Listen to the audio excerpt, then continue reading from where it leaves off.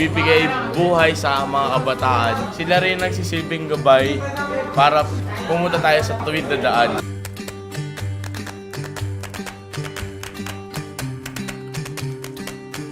Isang haligi, parang magulang. Ang pangalawang magulang, siguro yung nagsisilbing gabay upang tayo ay maging successful sa buhay.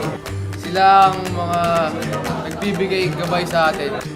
He or she lays down the foundation kung ano yung matututunan mo, what are the skills that you will acquire in this world, paano mo sila gagamitin, at saka paano mo ma-apply na may virtue ka sa bawat gagawin mo. Parang, kumbaga parang magulang na rin natin sila, our second family.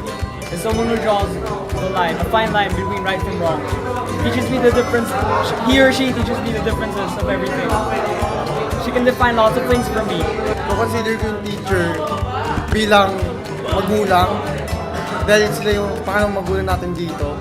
Gabay kasi sila yung tumutulong sa mga mahalagang at importanteng desisyon at kaibigan rin.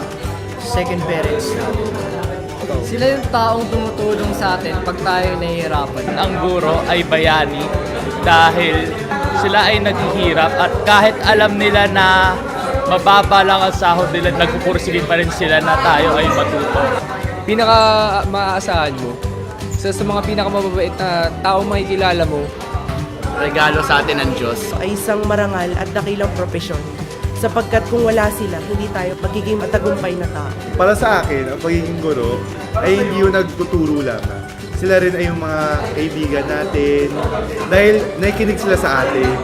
Siya ang magtuturo sa akin kung ano talaga ang kailangan kong gawin bilang isang responsableng estudyante.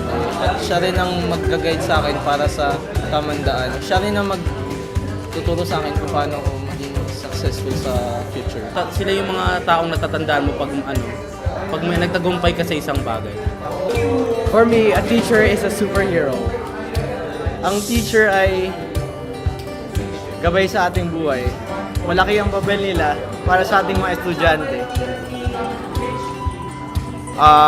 Ginagabayan nila tayo upang maging maganda ang kinabukasan natin. Our second parent and our guide.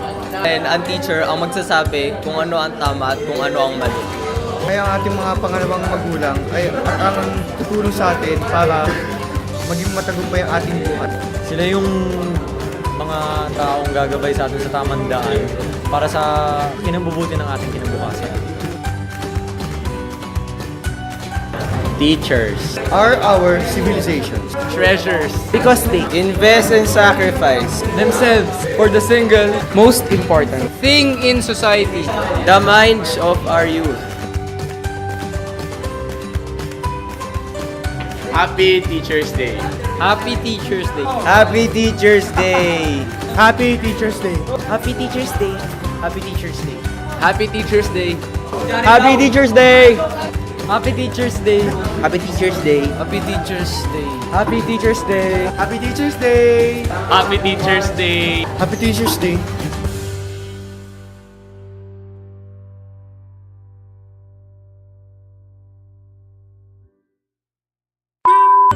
Maraming salamat po sa mga teacher na pinapayagan ako matulog, na naiintindihan niyo po yung pagod ko. Salamat po. Bukasan ko na po yung pagtulog ko. Pero mas malala yung kay Mau. Ay ma'am, Happy Teacher's Day! Go UST! Treasure! Our lives in school is Most important. Most important. Most important. Most important. Game na ba? The minds of our youth. Oh. The minds of our youth. The minds of our youth. Hindi ako sumisigaw. Yun ay pinamalakas kong boses.